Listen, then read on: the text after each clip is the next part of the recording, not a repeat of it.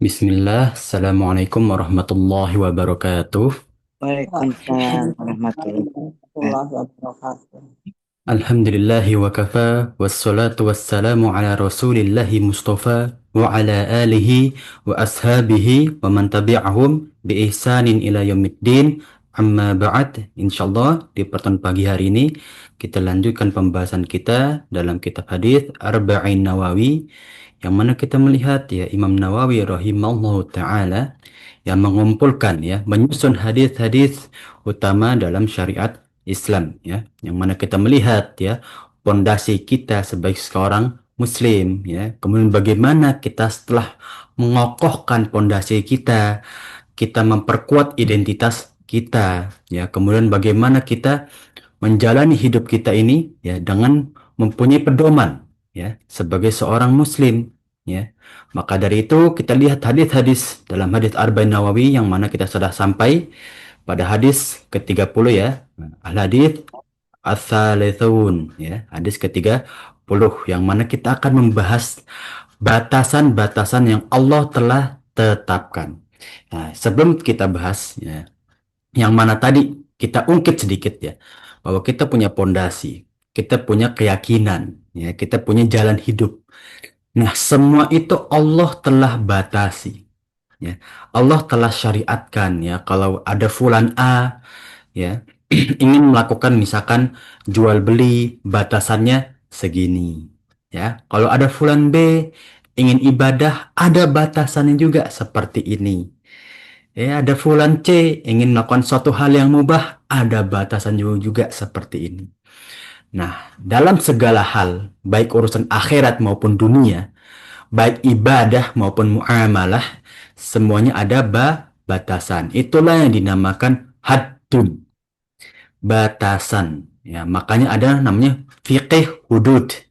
Fikih yang menentukan sanksi dalam melebihi batasan hukum atau syariat, yang mana setiap negara pasti ada ya sanksi dalam pelanggaran ya, namun bagaimana ketika sanksi itu berjalan lurus dengan syariat ya, jangan sampai kebutuhan manusia didahulukan sebelum syariat Islam ya. Nah, tentu sangat mungkin ya suatu hukum pada suatu negara ya bisa berjalan lurus dengan syariat Islam ya. Nah, namun mungkin ada hawa nafsu manusia yang telah kita bahas di dalam Adabul Mufrad ya. Salah satu penghalang ya untuk menjauhi syariat Islam adalah hawa nafsu ya. Yang mana kalau hawa nafsu ini diikuti, syariat Islam mulai runtuh.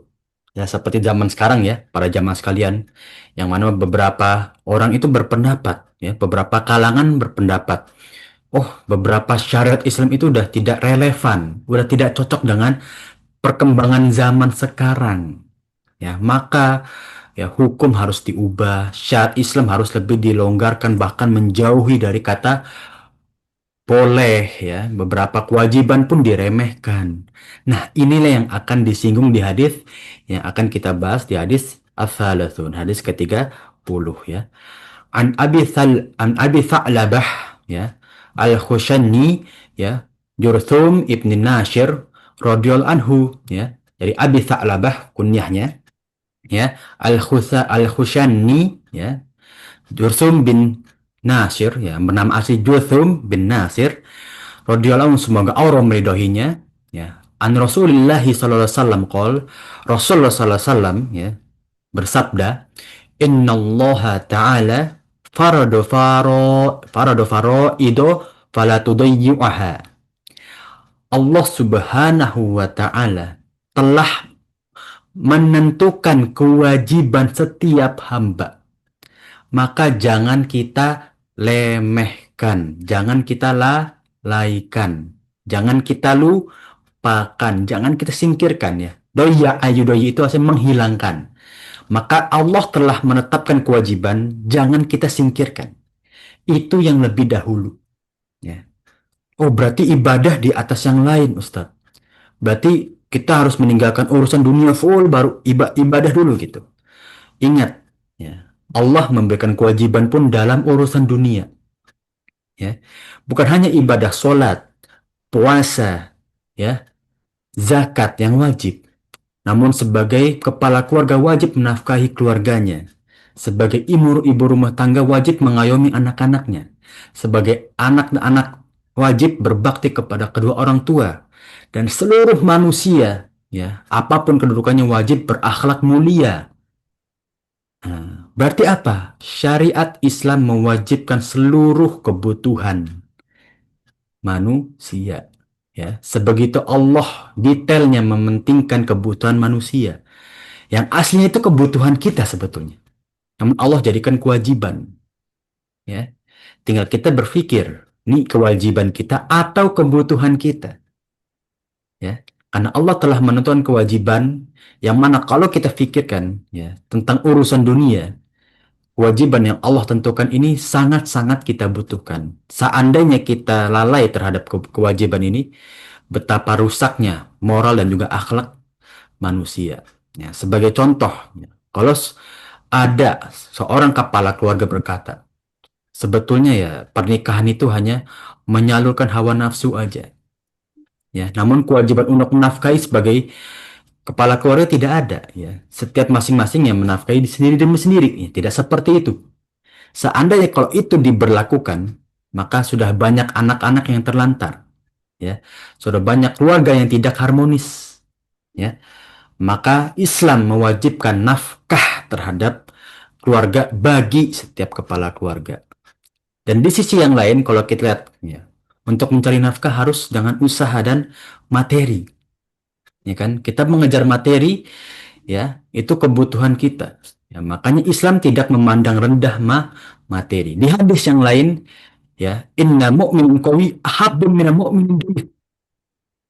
Ya, seorang muslim yang kuat lebih dicintai oleh Allah daripada muslim yang lemah dalam segala hal.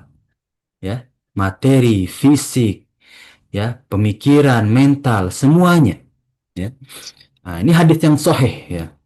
Bagaimana kita melihat ya kebutuhan kita Allah telah menentukannya. Tinggal kita laksanakan. Ya, seandainya ini dilaksanakan, zakat disalurkan dengan benar, ya, silaturahim setiap manusia dijalankan dengan tata cara akhlak mulianya Rasulullah SAW, ya. Kemudian bagaimana ya seorang kepala keluarga, seorang ibu, seorang anak menunaikan kewajibannya masing-masing. Insya Allah ya, seluruh manusia akan harmonis dan bermanfaat bagi yang lainnya. Nah, inilah Allah telah menetapkan kewajiban, maka jangan kita lalai dan jangan kita remehkan. Ya. Yang kedua, wahadda hududan fala ta'taduha. Ya. Dan Allah telah menetapkan sanksi batasan dalam berbuat. Ketika batasan ini engkau langgar, ya, maka pasti ada sanksinya. Inilah hadda hududan, ya, batasan dalam sanksi. Fala ta'taduha. Maka jangan kalian langgar. Iktada ya tadi melanggar. Ya, jangan kalian langgar sedikit pun. Ya, inilah bentuk maksiat dan setiap maksiat bukan hanya sanksi dari Allah, tapi di dunia ketika seseorang bermaksiat melanggar syariat Allah akan dititikkan titik hitam ya di dalam hatinya. Ya, kalau titik hitam ini semakin banyak, semakin jauh dari fitrah. Semakin seseorang jauh dari fitrah, semakin jauh dari rahmatnya Allah. Ya, dan semakin jauh dari kebenaran. Ya, kita bisa lihat ya, mohon maaf ya para jamaah sekalian. Di zaman sekarang kita bisa lihat banyak manusia menganggap lumrah ya atau dianggap suatu yang biasa melakukan kemaksiatan yang diumbar-umbar di media sosial atau di hak layak umum. Ya. Ini menunjukkan bahwa sudah banyak manusia jauh dari fitrah. Yang mana Allah jauhkan juga dari rahmatnya. Ujung-ujungnya apa? La'natullahu alaihim wa yazubillah min dzalik. Allah akan melaknat orang-orang tersebut. Yang mana akan jauh dari rahmat dan juga pertolongan Allah subhanahu wa ta'ala. Ya, setiap Allah tentukan suatu syariat tidak boleh dilanggar. Ya, sesuatu yang tidak boleh melebihi batas, maka jangan kalian lewatkan dan kalian langgar. Ya, wa harrama asya'a fala tantahikuha. Ya. Dan Allah telah mengharamkan beberapa barang, beberapa perkara, ya. Maka jangan kalian langgar juga, jangan kalian lewati, ya. Jangan malah kalian lakukan, ya. Setiap yang Allah haramkan, ya, itu sebuah pelanggaran seperti yang sebelumnya kita bahas, ya. Dan ketika ada keharaman pasti ada sanksi. Ya, ini berkaitan. Ya, apapun yang kita lakukan, ya, pasti ada sanksinya. Walaupun Allah akan maafkan, pasti Allah akan melihat dulu perjuangan kita dalam bertaubat, ya, baik dengan amal soleh, ya, atau dengan bagaimana kita mengingat, ya, muhasabah dalam perbuatan kita, atau dengan kita beramal dengan sesama manusia, ya. Intinya setiap perbuatan harus dibayar. Setiap perbuatan dosa harus dibayar, ya. Maka Allah haramkan sesuatu jangan kita lakukan, ya. Jangan kita langgar, ya. Nah, nah, inilah bagaimana, ya, tadi seperti yang sebelumnya kita sama, ya. Hampir-hampir mirip, ya. Sanksi dan juga pelanggaran ini atau keharamannya kan, ya, satu jalur, ya. Sesuatu yang diharamkan itu melanggar syariat dan setiap yang melanggar itu pasti ada sanksinya. Ya, di manapun pasti ada, ya. Baik itu moral maupun formal, ya. Nah, maka dari itu, ya, kalau walaupun kita secara formal kita tidak melanggar hukum dalam suatu negara atau hukum moral di masyarakat, Allah pasti akan membalas hal tersebut, ya. Ingat, ya. Inilah yang Rasulullah SAW singgung, ya. Nah, seperti surat At-Takasur ayat terakhir, ayat ke-8, walatus alunna yauma idzin anin na'im. Setiap kita diberi nikmat akan dipertanyakan. Kita diberi nikmat waktu luang dan kesehatan. Untuk apa? Kalau kita melakukan untuk keharaman dan kemaksiatan, maka kita juga akan mempertanggungjawabkan. Nah, seperti tadi sebelumnya, ya. Bukankah setiap manusia masuk ke dalam neraka karena ucapannya? Nah, di akhir hadis, ya, Rasulullah menyampaikan, bukankah setiap manusia masuk neraka karena ucapannya? Artinya apa? Yang kita ucapkan sehuruf-hurufnya, ya, dimanapun, kapanpun, akan dipertanggungjawabkan. Ya. Wasakata an asyai rahmatan lakum ghairu nisyan fala tabhatsu anha. Apa yang dimaksud? Ya, wasakata an asya artinya apa? Allah membiarkan sesuatu. Sakata itu diam. Allah membiarkan kita dalam beberapa hal. Ya, artinya apa? Allah nggak bilang ini haram, nggak bilang ini mubah, nggak bilang ini. Allah diamkan perkara ini. Ya, Allah nggak syariatkan. Ya. Atau mungkin ada syariat, tapi secara umum. Ya, itu sakata an asya. Jadi perkara dalam muamalah atau, ya, muamalah, ya. Kalau ibadah harus ada syariatnya. Perkara dalam muamalah yang mana Allah telah tetapkan secara umum atau nggak didetailkan, ya. Nah, rahmatan lakum ghairu nisyan. Itu adalah rahmat kepada kita, bukan Allah itu lalai.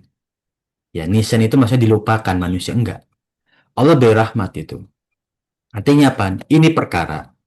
Udah Allah beri kelonggaran, udah Allah beri rahmat, udah Allah beri kemudahan, ya. Seperti apa? Ya, kita udah banyak nih hal-hal muamalah, ya, para jamaah sekalian. Ya, hal-hal yang muamalah seperti jual beli, ya, makanan, ya, kemudian kepemilikan, ya, itu udah kita Allah beri ini nggak ada hukumnya, artinya pemubah. Allah diamkan ini, jangan kita cari-cari. Fala tabahatsu anha, jangan kita cari-cari hukumnya. Ya, artinya apa? Jangan kita memperibet syariat ini. Allah udah beri kelonggaran, ya. Jangan kita cari-cari, ya. Cukup kalau Allah diamkan itu sudah halal, ya. Nah, sudah, kita nggak perlu mencari-cari dan Allah celak. Contohnya apa? Seperti dalam surat Al-Baqarah ayat 67, ya. Ketika Nabi Musa memberikan syariat kepada kaumnya Bani Israel untuk apa? Menyembelih seekor sapi. Nah, hanya seekor sapi, udah. Cukup kan? Paham ya? Insya Allah semua manusia, bahkan anak kecil yang SD pun tahu. Nah, Kamu tahu sapi? Tahu. Udah. Tapi apa kata Bani Israel? Ya. Nah, kenapa engkau membuat kita bingung? Ya. Atatakhiduna huzwa. Wahai Nabi Musa, engkau memberi kita kebingungan. Ya. Yang kau suruh sapi ini nggak jelas. Ya. Nah, maka para Bani Israel berkata, ya, sapi apa yang kau inginkan? Dijelaskan. Ya, yang bermakna emas, ya, kemerah-merahan. Ya. Dan terus menerus, ya, ditanya-tanya, akhirnya apa ya? Diperibet. Kita dalam tafsir Ibnu Katsir, Bani Israel itu suka menanyakan yang memperibet diri mereka sendiri, ya. Nah, soal untuk ujian kadangnya. Ini yang dicela oleh para ulama, ya. Kathrotu soal atau soalun la yanfa, ya. Pertanyaan yang tidak memberi manfaat, ya. Atau bahkan sebaliknya, pertanyaan yang menjebak, ya. Seperti beberapa riwayat para ulama, mereka nggak mau menjawab pertanyaan menjebak, ya. Yang pernah dirasakan oleh Syekh atau imam kita, ya, bukan Syekh, Imam Bukhari ketika ditanya, ya, wahai Imam Bukhari, apa pendapatmu tentang Al-Quran? Apakah Al-Quran itu wahyu atau kalamullah atau sebuah makhluk? Ya, karena ada perdebatan, ya. Jadi ini sedikit kisah bahwa ada beberapa riwayat pendapat Imam Bukhari bahwa beliau berpendapat Al-Quran itu makhluk, ya, walaupun nggak secara langsung, ya. Ya, intinya sebetulnya Imam Bukhari nggak menganggap langsung Al-Quran itu makhluk. Ya, tapi kesuciannya itu seakan-akan Al-Quran itu makhluk. Ya, itu perdebatan yang panjang dan ditanya oleh seorang jamaah, ya, seorang manusia, ya, untuk diuji nih. Padahal ini orang udah tahu bahwa jawabannya Imam Bukhari seperti ini, ya, tapi ini nggak jawab. Imam Bukhari tidak menjawab. Ya, itu pertanyaan untuk mengetes, menguji. Nah, itu yang dicela oleh para ulama. Ya, bahkan Imam Muslim mendengar kabar itu pun marah. Ya, waihak, celaka orang itu, ya, nggak pantas penuntut ilmu seperti itu, kata Imam Muslim. Ya, kita tahu Imam Muslim itu keras, ya. Kita masuk ke faedah hadis dalam hadis ini, ya. Ini termasuk jawami'ul kalam yang tadi empat itu, ya. Kewajiban, hudud, ya, atau misalkan sanksi, keharaman, kemudian apalagi bagaimana kita melihat, ya, syariat Islam ini ditetapkan, ya. Juga Allah telah memberikan kita sesuatu yang mubah, nggak ada perkaranya. Jangan kita memperibet. Ini semua menjurus kepada semua perkara, ibadah, muamalah, kemudian dalam kita kewajiban, ya, keharaman, ya, hak-hak yang kita harus tunaikan. Itu semua menjerumus terhadap empat perkara ini, ya. Kalau ibadah, ya, kita lihat ini wajib, ya. Sesuatu yang diharamkan ada syariatnya. Oh, ini nggak boleh dilanggar. Oh, ini hadnya, ini batasannya. Oh, ini nggak ada, Allah biarkan dalam muamalah. Ya, ya sudah, jangan kita cari. Ya, bahwa ini halal. Seperti ibadah. Ya, ini nggak ada syariatnya. Oh, ya sudah, ini haram. Nggak perlu kita tambah-tambah lagi ibadah. Ya, mohon maaf, ya, para jemaah sekalian. Kita lihat beberapa golongan atau kalangan yang menambah-nambahkan syarat Islam. Ya, ujung-ujungnya apa? Memperibet diri mereka. Waktu, ya.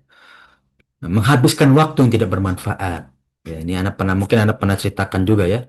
Anak pernah menghadiri, ya, pada saat anak kuliah, ya, untuk mengisi santunan anak yatim, ya, yang dimulai dari jam 3 sore tulisannya, undangan sampai selesai gitu. Qadarullah, ya. Intinya selesainya sampai jam 2 malam, dan dini hari gitu, ya. Nah, apa yang Anda lihat para jemaah sekalian? Anda pergi ke sana itu setelah maghrib, ya.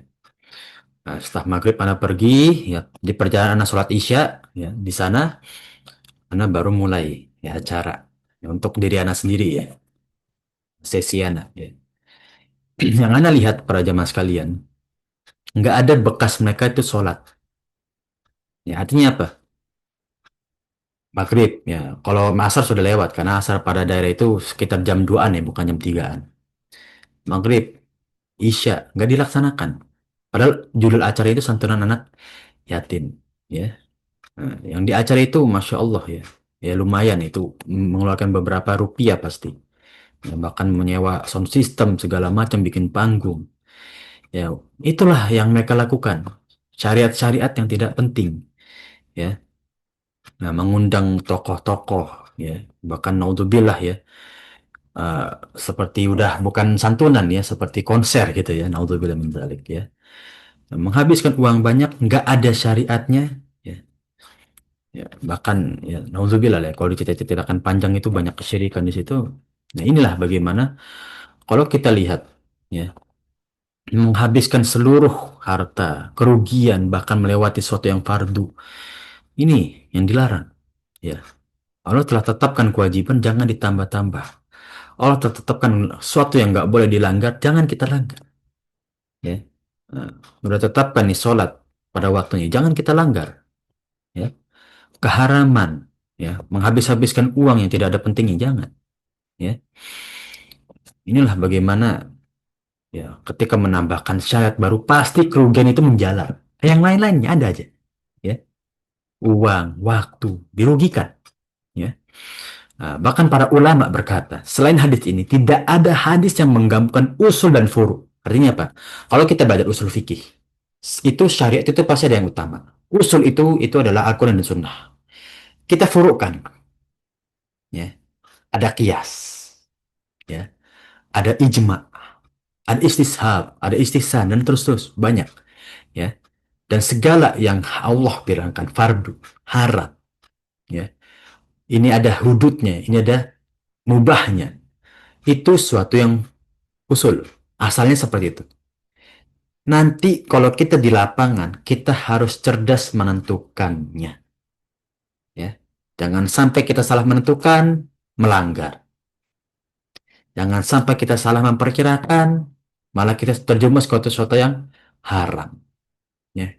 Makanya ini hadis yang sangat amat penting dalam kita menentukan sanksi. Ya. Kalau kita ingin membangun suatu instansi, ya, pendidikan, tentukan dahulu batasan-batasan dalam kita interaksinya. Seorang guru harus ada batasan dalam mengajar. Nggak boleh seperti ini. Kalau ini ada sanksinya. Ya, semuanya pasti ada batasan. Nah, inilah bagaimana Islam menentukan syariatnya. Allah menentukan syariat Islam dengan jelas, haram, wajib, mubah, ini halal, ini haram, jelas. Ya, maka jangan seperti Bani Israil masih banyak tanyanya. Ya, tentu yang dimaksud ini pertanyaan tidak bermanfaat ya. Nah, maka dalam hadis ini hukum Allah menjadi empat. Ya. Usulnya itu menjadi empat. Fardu, kewajiban, seluruh kewajiban itu Allah telah jelaskan. Haram, yang Allah haramkan, yang Allah jadikan ini nggak boleh dilanggar, telah Allah jelaskan. Dan setiap yang melanggar keharaman pasti dapat sanksinya.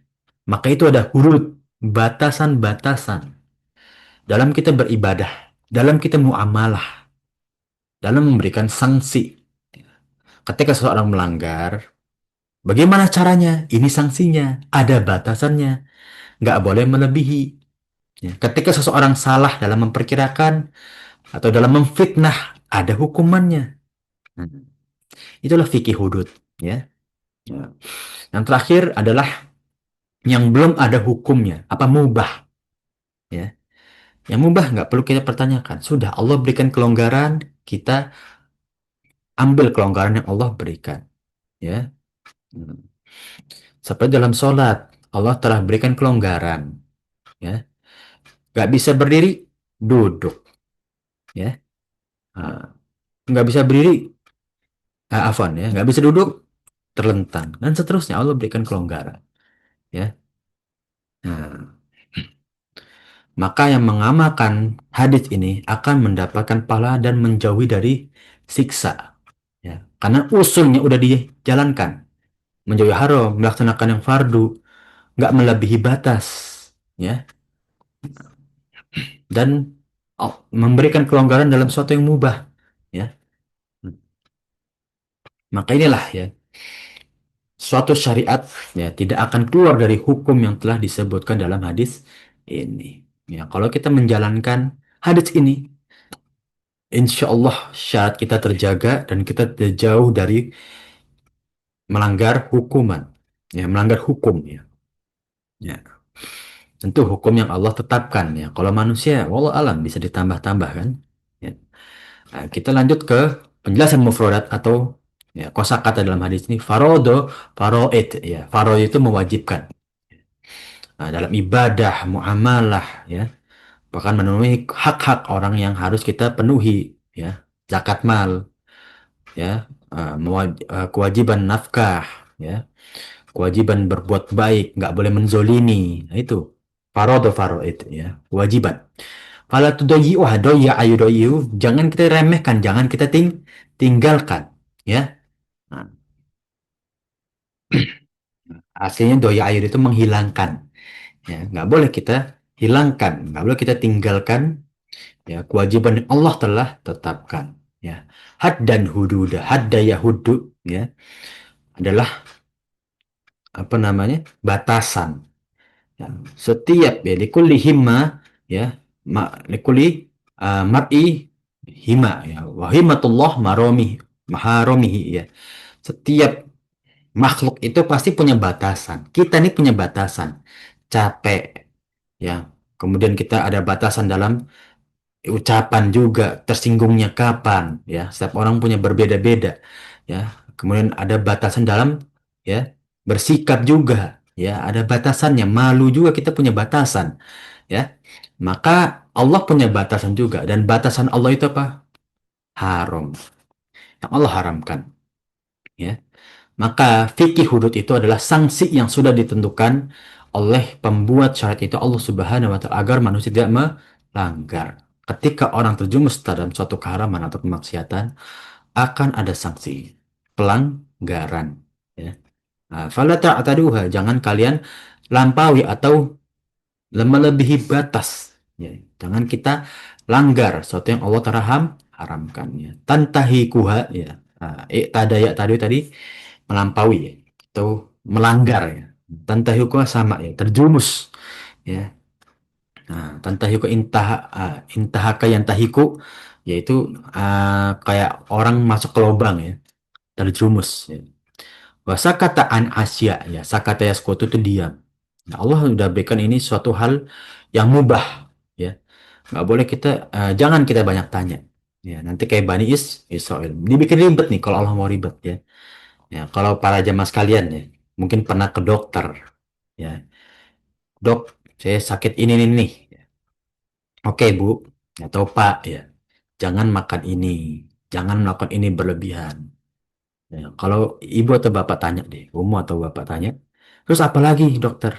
Itu dokter tuh pasti kayak, ini orang dikasih kemudahan nih, udah ini doang. Jangan banyak tanya, ya. Nanti kasih makan ini nggak boleh lagi, makin ribet kan, ya. Nah, jangan nyari masalah gitu ya, kasarnya ya. Nah, kita masuk ke unsur fikih dalam hadis ini, ya. Kewajiban, ya, wajib menjaga dan menunaikan suatu yang Allah telah tetapkan. Allah telah wajibkan, ya. Fardu, ya.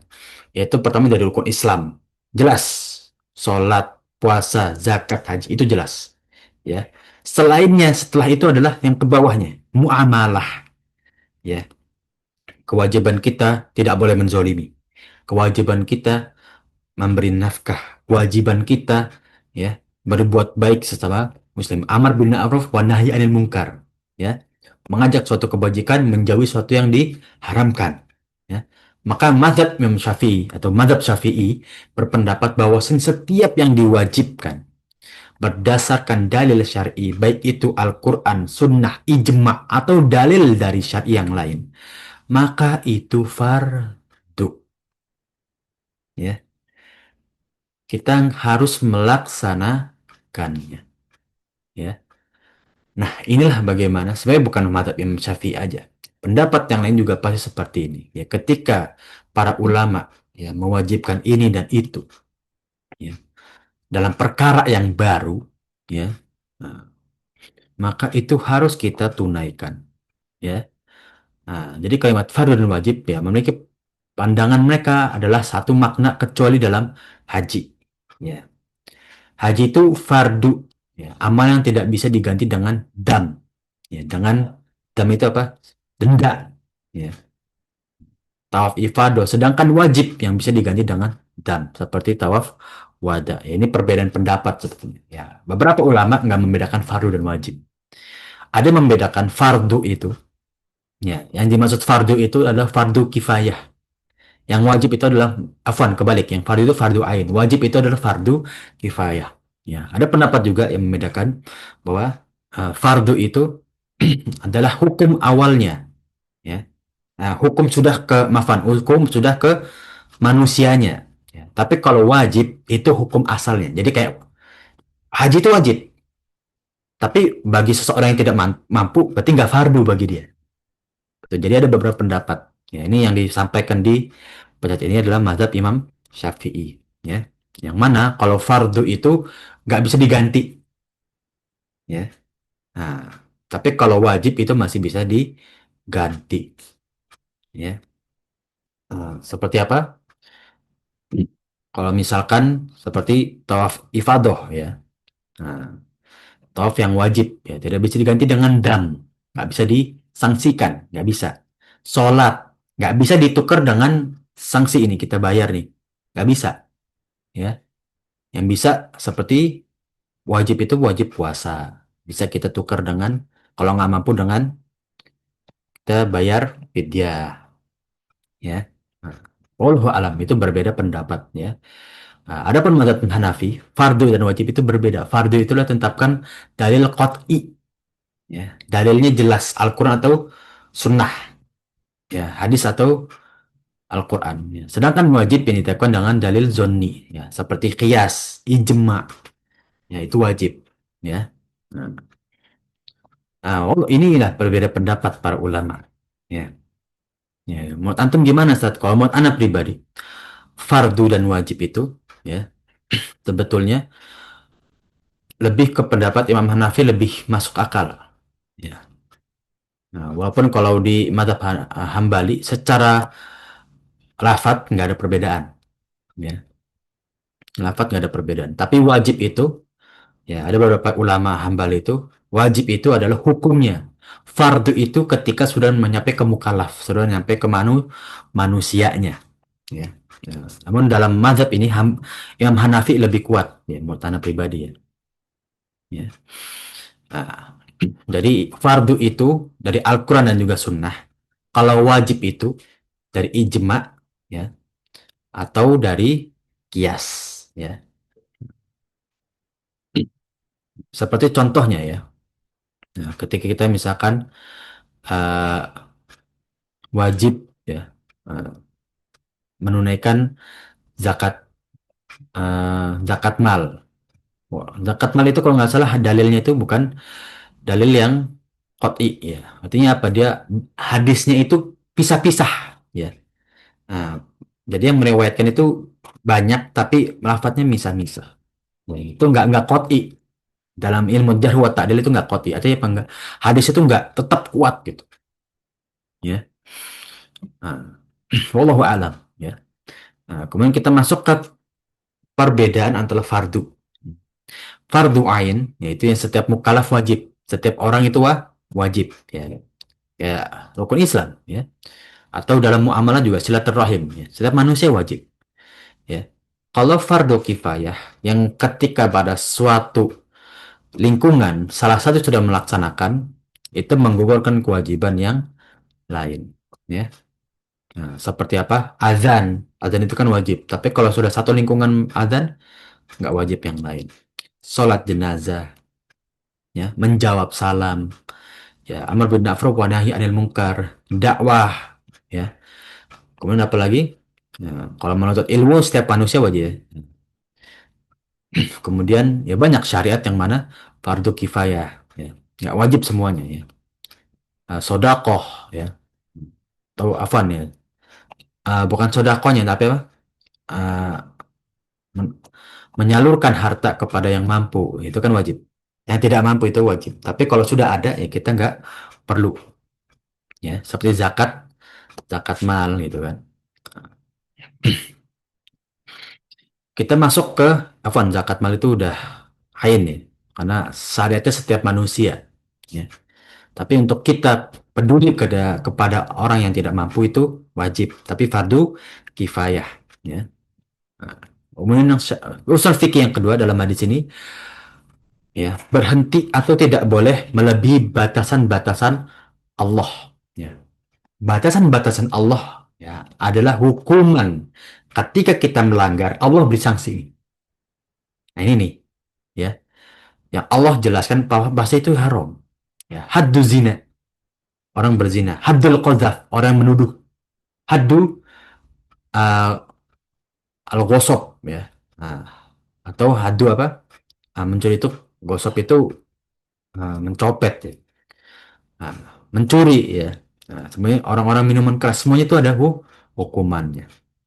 Ya, contohnya, ya, pada saat, ya, seseorang yang mencuri pada Fathul Mekah, ya, dan ada yang memaafkan, ya. Nah, maka Rasulullah SAW, ya, Usama bin Zaid, ya, atau Rasulullah SAW berkata kepada Usama bin Zaid, kenapa kamu memaafkan yang Allah telah berikan sanksi? Nah, jadi yang ini pernah bahas, ya. Had hudud, fikih hudud itu aslinya haknya Allah. Jadi ketika seorang melanggar, itu nggak boleh kita maafkan. Kecuali Allah beri kelonggaran. Seperti apa? Dalam hudud uh, mencuri, ya, atau membunuh, ya. Afwan, mencuri itu udah harus, ya. Itu udah harus disanksi, ya. Tapi kalau membunuh, ya, itu pihak korban itu masih boleh memaafkan walaupun sudah sampai perkaranya sudah sampai kodi, udah sampai hakim, ya. Tapi kalau mencuri, ya, perkaranya udah sampai kodi, udah sampai hakim, mau pihak yang dirugikan atau korban itu memaafkan, nggak boleh. Udah, karena itu haknya Allah. Seperti dalam hadis ini, ya, ada Usama bin Zaid memaafkan, tapi nggak boleh. Hak hudud itu haknya Allah, harus ditunaikan. Mau pihak korban memaafkan atau berani menanggung, nggak boleh. Tetap harus potong tangan. Ya. Seperti jaldah, ya, haddu qadhaf, ya. Misalkan orang yang dituduh berzina, oh fulan A itu berzina, ya. Orang yang berbicara ini, ya, ketika dia tidak bisa membuktikan ucapannya atau tidak terpenuhi hadul zinanya, maka dia hadul qadhaf. Hadul qadhaf itu orang menuduh orang yang berzina, ya. Walaupun orang yang dituduh berzina itu memaafkan, tapi nggak boleh, ya. Tetap harus ditunaikan hadul qadhaf, itu mi'atu jaldah, ya. 100 pecutan, ya. Itu, ya, dalam fikih hudud, ya. Hmm. Nah, kita masuk seperti Khomer. Ya, Khomer kan nggak ada korban. Jelas, ya. Itu harus dipecut. Yang mana dulu itu 40 pecutan, ya. Sekarang boleh jadi 80 pecutan, ya, pada zaman Umar bin Khattab, ya. Nah, nggak boleh, nggak beda, ya. Sama boleh, boleh, sama-sama boleh 40 atau 80. Rasulullah memberikan kelonggaran, ya. Nah, Nah, kenapa ya Rasulullah SAW memerintahkan khusus untuk mengikuti Umar? Ya, ikutilah kalian pemimpin setelahku yaitu Abu Bakar dan juga Umar. Maka dalam hukum had, ya, ketika para sahabat menentukan fikih hudud, mereka itu merujuk kepada Abu Bakar dan juga Umar setelah Rasulullah SAW wafat. Ya, jadi nggak masalah. Umar menambah 80 boleh menjadi syarat Islam. Nah, itulah istishab. Istishab apa? Perlakuan para sahabat yang menjadi syariat, ya.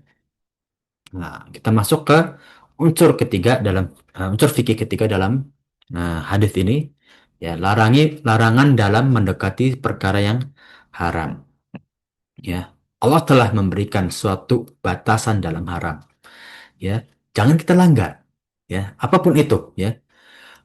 Dalam surat Al-A'raf, ayat 33, A'udzubillahi minasyaitonir rajim. Qul innama harrama rabbiyal fawahisya ma zuhara minha wa ma baton. Ya, katakanlah, ya, wahai Muhammad, wahai Rasulullah, Rabbku hanya mengharamkan perbuatan yang keji.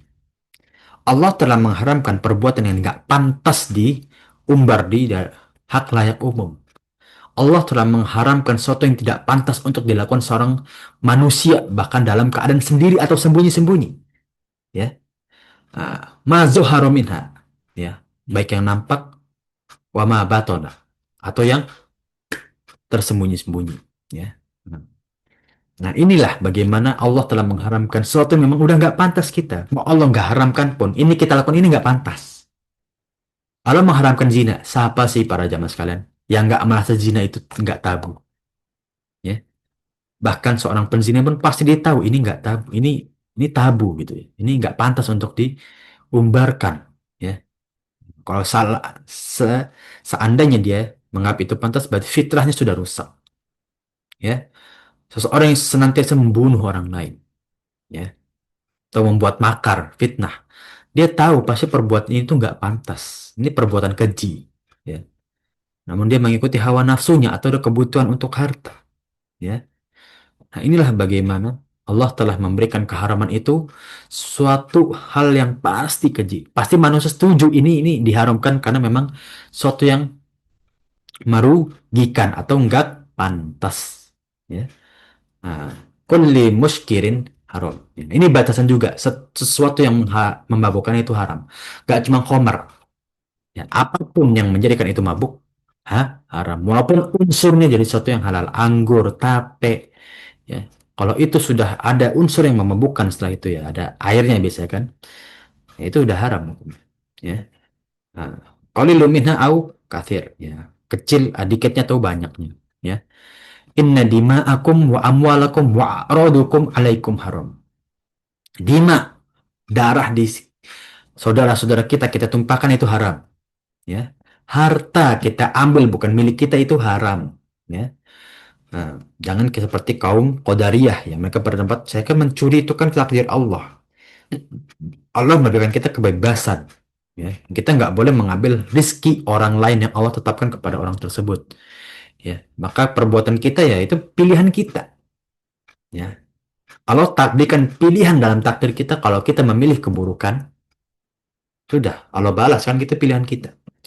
Ya. Dan juga wa'aradukum, kehormatan dihancurkan dengan fitnah, makar, gibah, ya nggak boleh. Ya, inilah batasan-batasan dalam haramnya Allah. Ya, dan juga dalam hal-hal muamalah, ya ayyuhalladzina amanu la tuharrimu thayyibat. Wahai orang-orang yang beriman, jangan kalian haramkan yang Allah telah berikan ini halal. Jangan. Ini Allah udah beri ini batasannya halal. Allah diam. Oh halal dalam muamalah.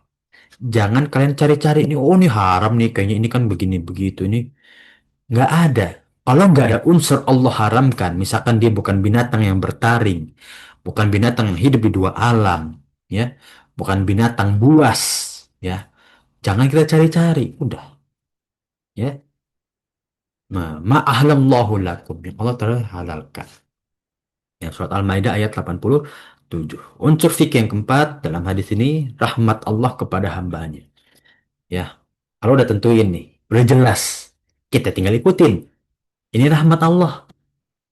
Ya, bahkan kita melakukan keharaman, kita melebihi batas saja, Allah berikan keringanan, Allah berikan rahmatnya Allah.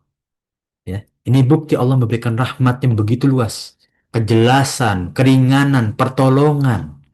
Allah berikan.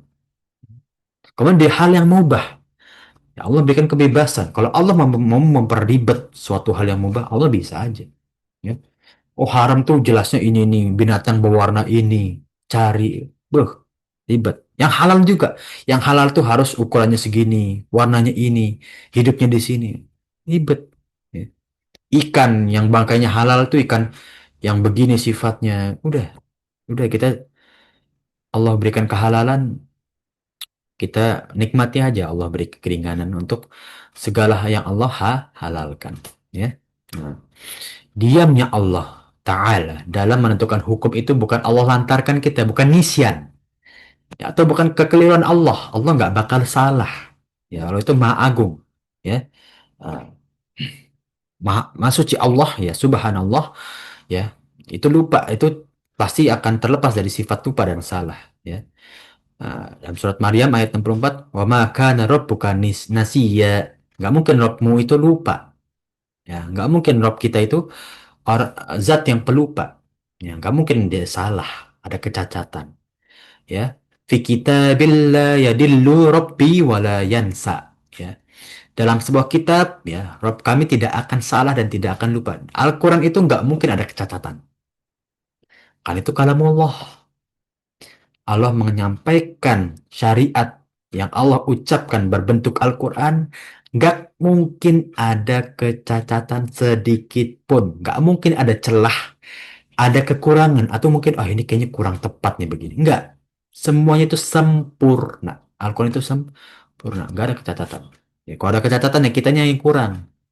Ya, kita mau i'rab Al-Quran ini susah banget sih, ini kayaknya ribet banget sih katanya, kayak terlalu diputar-putar. Enggak, kitanya aja nggak nyampe ya. Yang kelima, unsur fikih dalam hadis ini, larangan banyak bertanya ya. Atau pertanyaan yang menjerumuskan ya. Ah, mungkin khusus pada zaman Nabi karena banyak bertanya tentang apa yang belum diketahui ya, disebutkan hukumnya nanti akan Allah peribet nih ya. Ini banyak tanya nih Pak. Ya. Kayak Allah memperibet tadi kisah dalam ayat 67 dan surat Al-Baqarah ya. Sapi betina yang mana hanya sapi udah. Akhirnya Allah berikan ini sapi umurnya segini, betina, berwarna emas kemerah-merahan. Ini Allah mah pribadi udah, ya. Hmm.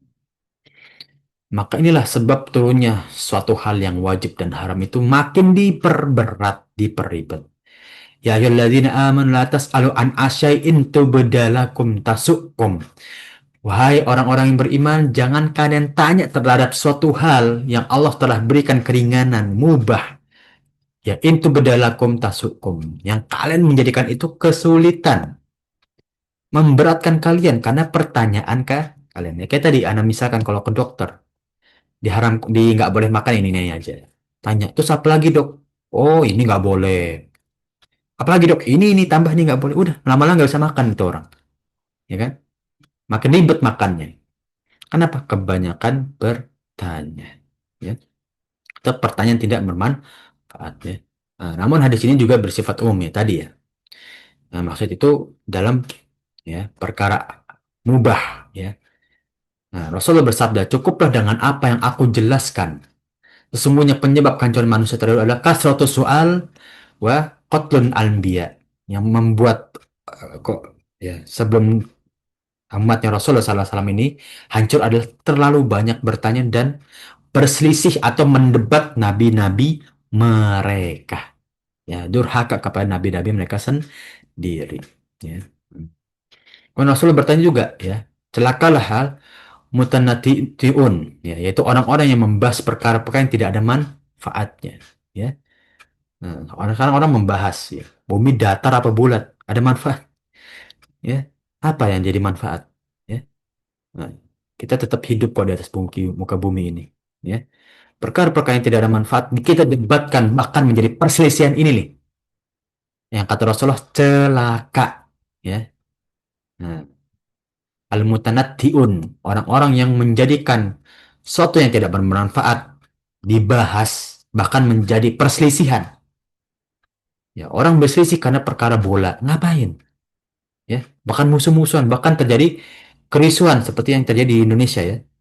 Setahun yang lalu mungkin atau 2 tahun yang lalu ya, yang di Kanjuruhan. Karena apa? Buat apa mereka berselisih? Rugi kan? Celaka sama orang-orang seperti itu. Ya. Nah, terhadap idola yang mereka idolakan, orang yang mereka idolakan, berselisih, bahkan menghujat, memfitnah, buat apa? Celaka orang mutanatti'un, orang yang berselisih karena perkara yang tidak bermanfaat. Ya.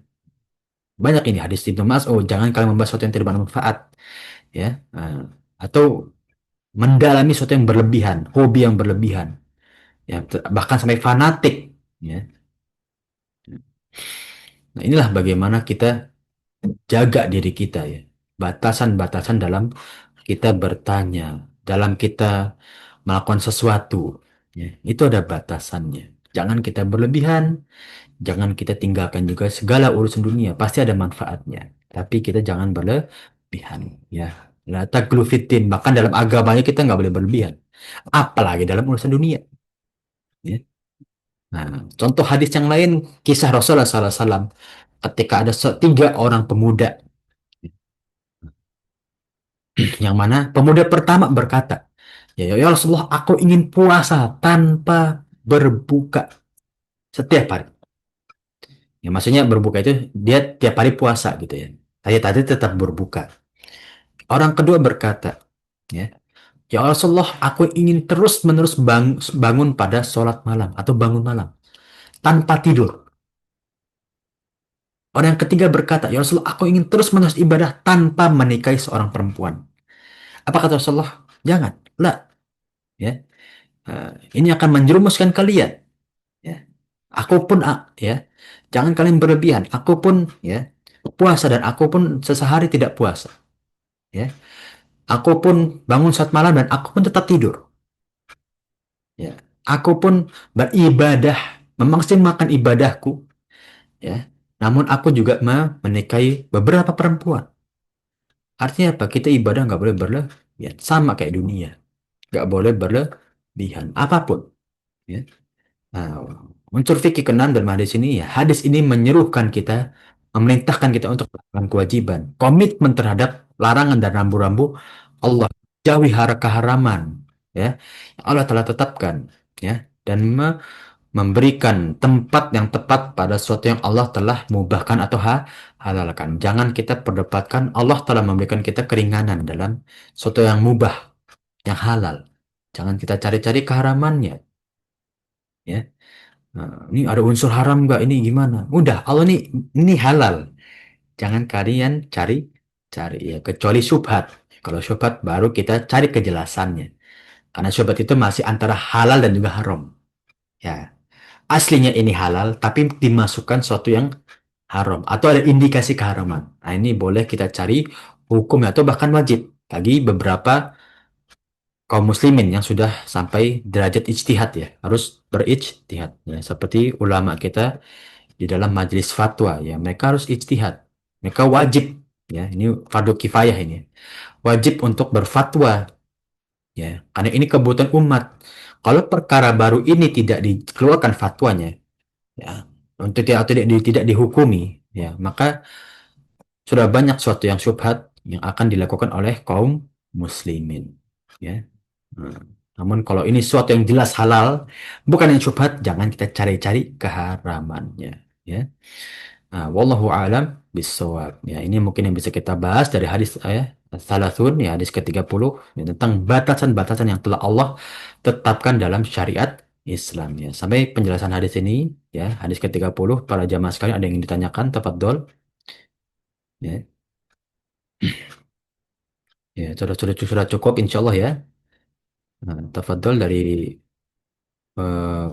Ummu Erna, ya, Ustazah Erna, tafadhol, ya, mengangkat tangan. Silakan bila ada yang ditanyakan. Assalamualaikum warahmatullahi wabarakatuh, Ustaz. Nah, Waalaikumsalam warahmatullahi wabarakatuh. Ya, tafadhol. Izin bertanya, Ustaz. Mhm. Ini kejadiannya sudah lama, Ustaz, sebelum pandemi. Ini Mhm. mengenai tentang eh, tidak boleh memiliki hak orang lain seperti itu, Ustaz. Mhm. Jadi kejadiannya itu eh, ada yang mentransfer saya di tabungan saya itu dalam waktu 3 kali transfer. Berarti kan jeda waktunya dia tahu ya, Ustaz.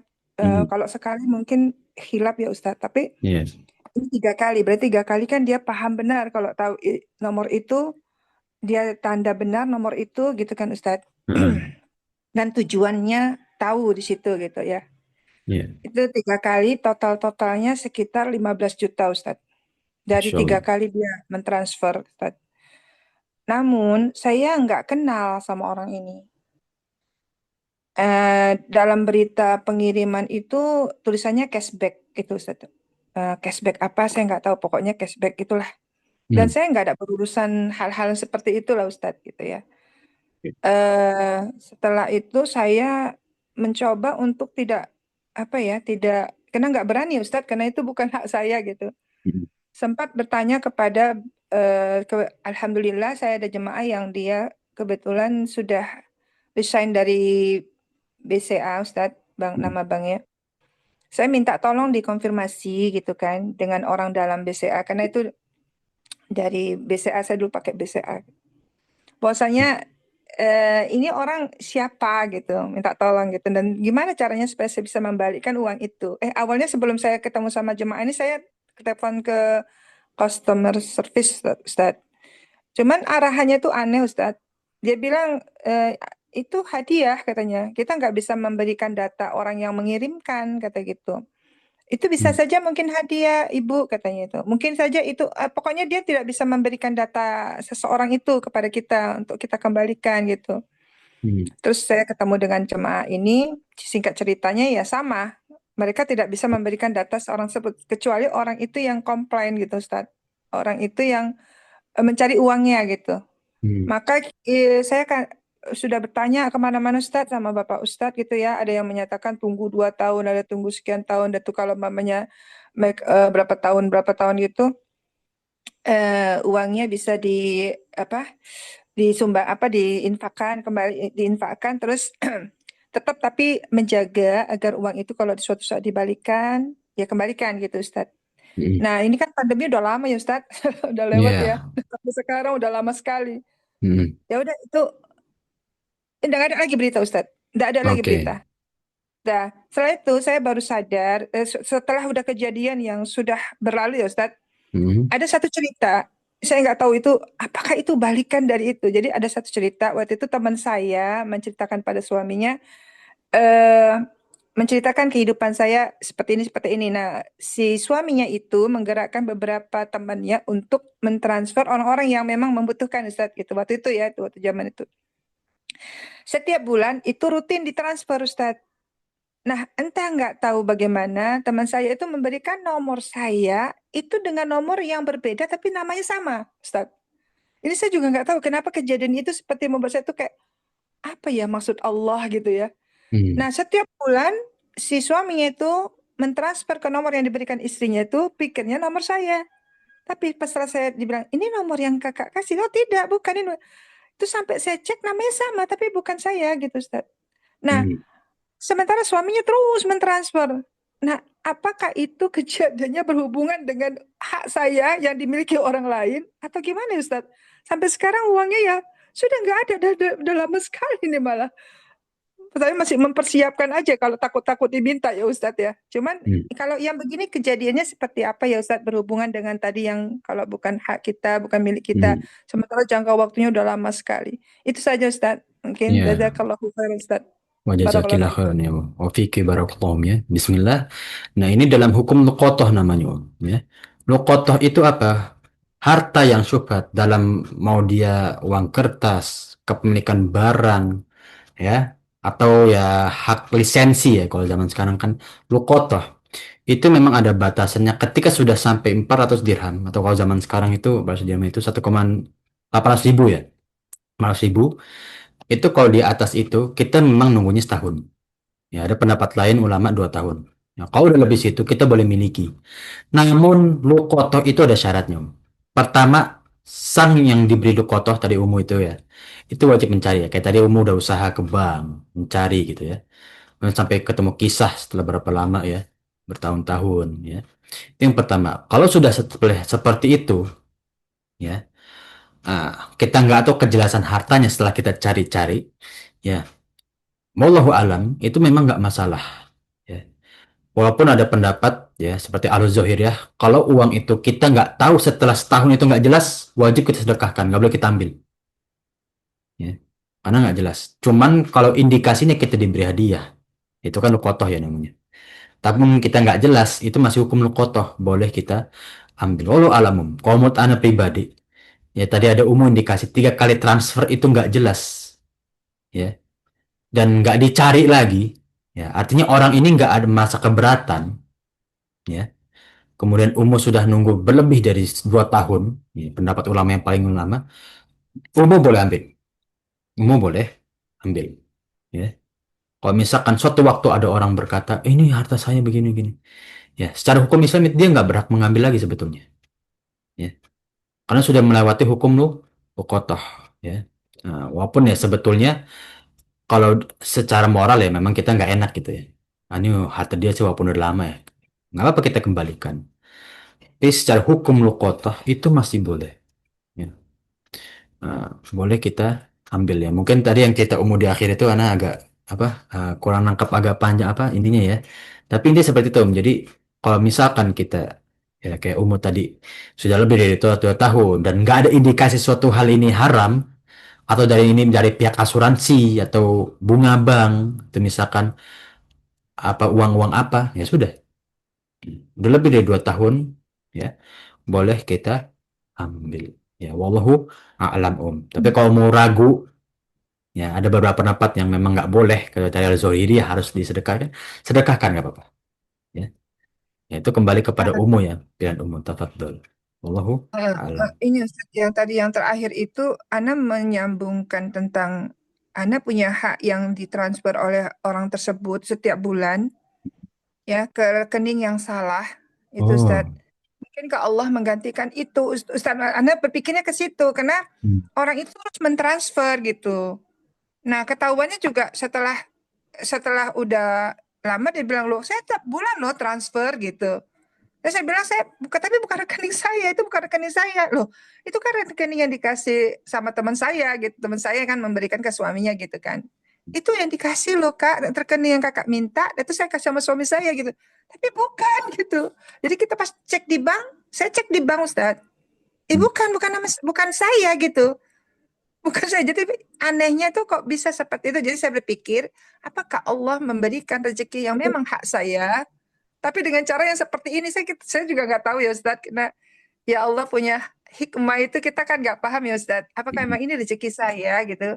Sehingga Allah membuat seperti ini. Sampai sekarang itu ya ya ada rasa ini dosa nggak ya? Saya ada pikiran seperti yang Nah, namanya oke. saya kira ya Ustadz Nah, saya nggak ganti nggak ya? Tapi saya tetap siapkan andai-andai seandainya orang itu memang suatu saat meminta, itu saya persiapkan ada. Kalaupun sampai saya enggak, sampai saya saat itu mungkin uang yang saya persiapkan mungkin habis saya gunakan, saya akan cicil dan saya niat membayar gitu, Ustaz.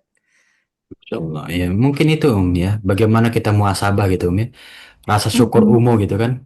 Oh ini mungkin yang Allah berikan gantinya dan sampai sekarang kan belum ada yang menuntut gitu kan untuk Iya, nggak ada. menggantikan. Ya mungkin itu Allah berikan rezeki di jalur yang kita layak tasib. Ya, kita jalur yang Eh, nggak kita kira-kira. Ya, Mutana tafad dulu. Udah lebih dari 2 tahun. Nggak ada Lebih unsur Ustaz. syubhat gitu kan. Maksudnya nggak ada unsur keharaman dalam uang ini gitu kan. Ya, dan Ya, Ustaz. ya insya Allah ya, kamu boleh ambil Mutana. Secara Baik, hukum Ustaz. luqattah itu sudah haknya umum. Sudah haknya umum. Ya. Nah, bahkan dari ya pendapat Al-Zuhairi aja, itu sedekah. Pahalanya bukan kepada orang yang milik pertama, tapi kepada umum yang bersedekah. Artinya Ya, apa? benar. Al-Zuhairi berpendapat itu masih haknya orang yang diberikan lukoto, haknya umum. Ya, tinggal umum bagaimana memakainya ya. Wallahu alam itu pendapat anda pribadi ya. Ya, Yang mana Ustaz. Jazakallah, Ustaz. apaan? Wayakum ya. Itu pendapat yang mana anda baca dari kitab pas anak kuliah ya itu kitabnya gede ya. Tafadhol mungkin dari jamaah yang lain ada yang ingin ditanyakan atau ingin disampaikan tafadhol ya. Sebelum kita akhir ya pertemuan pagi hari ini ya. Nah, inilah bagaimana kita melihat ya. Ya.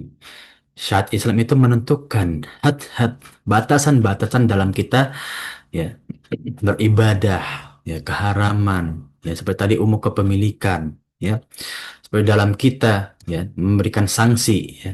Nah, yang mana mohon maaf ya pada zaman sekarang bagi orang yang melakukan ya misalkan pelanggaran A hukumannya ini ya.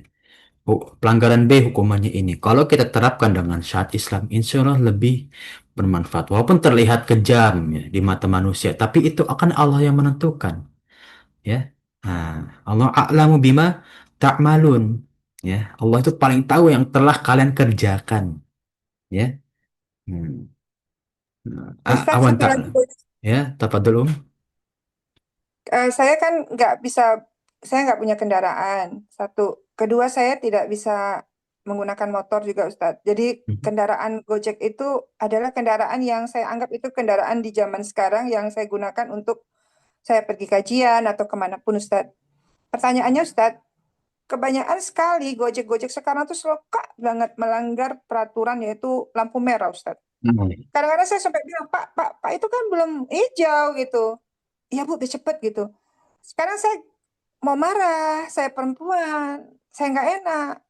Mau saya ini kan nggak enak juga gitu ya. Dan kadang-kadang kepingin membuat dia bintang 4 aja deh gitu. Tapi saya takut nanti dia kena dispensi dari perusahaan gitu. Jadi kadang-kadang kalau begini gimana ya Ustadz? Kita mau, Oke. padahal itu benar-benar melanggar gitu. Dan kita di situ ada sampai saya bilang, ya Allah saya tuh kok kayak gini sih gitu. Cuman bingung untuk menghalang dia untuk melanggar peraturan lalu lintas itu Ustadz. Gimana caranya Ustadz? Nah, Itu ini saja Ustadz. ya apa namanya? Bismillah. Ini dulu pernah dinasihati juga oleh Ustadz Ana pas Ana mau KKN ya, Ustadz Arifin Badri ya. Apalagi kita masih muda waktu itu ya.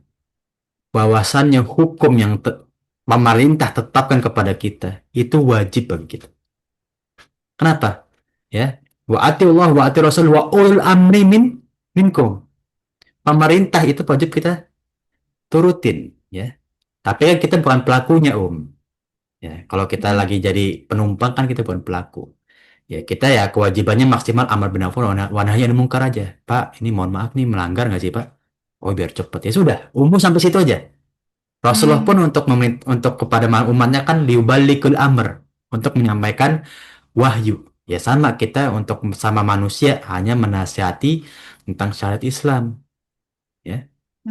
Nah, jadi umum sampai situ ya. Cukup sampai situ. Kalau sampai kita misalkan takutnya melebihi atau gimana, dampaknya nanti kurang baik, ya. Nah, karena ya seperti apa? Kita wulatul amr. Wulatul amr itu membangkang dari pemerintahan. Walaupun pemerintah tersebut menyebabkan kerugian yang banyak, ya. Namun masih tidak melarang untuk beribadah sholat, nggak melarang syariat Islam, kita nggak boleh membangkang, ya. Itu jelas, ya. Bahkan Anda pernah dengar dari kajian Ustaz Khalid ya seperti itu. Ya, sekeji-kejinya pemerintah, tapi kalau nggak melanggar syariat Islam, maksudnya nggak melarang syariat Islam, ya kita nggak boleh membangkang. Apalagi hanya yang seperti ini, ya. Walaupun itu ya pidana pasti ya, melanggar peraturan negara ya kan itu pidana. Ya hasilnya ya sebuah nggak boleh ya, nggak mentaati ulul amri ya, nggak boleh jelas. Ya. Nah, jadi tapi kan kita bukan pelaku ya, kita hanya wajib untuk amar bin ma'ruf wa nahi anil munkar. Ya, itu banyak ya. Nah, yang kita apalagi dalam menyeberang atau kendaraan itu apalagi ya. Di Jakarta terlebih ya. Wallahu a'lam gitu ya.